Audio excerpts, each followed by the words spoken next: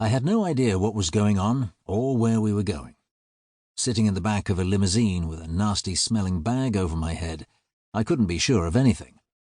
I only knew that Emma and I could be in real danger, and since ignorance of the situation just made things worse, I made myself sit calmly and think.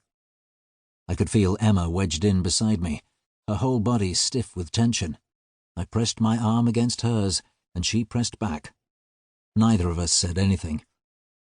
The men crowded into the back of the limousine with us were clearly professional hard men, and almost certainly not inclined to put up with anything that might be interpreted as a challenge.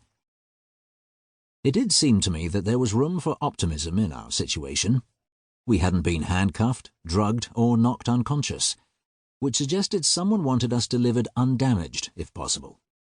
And while we might be surrounded by large muscular types, I still had an ace up my sleeve, the time pen.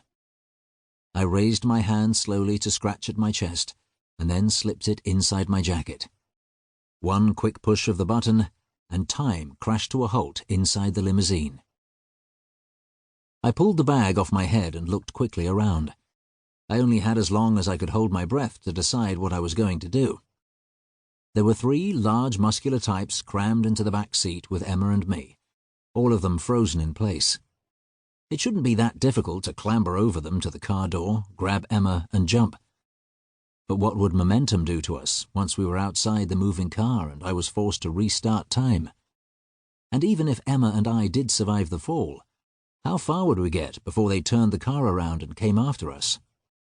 And on top of all that, I wanted to know why we'd been abducted.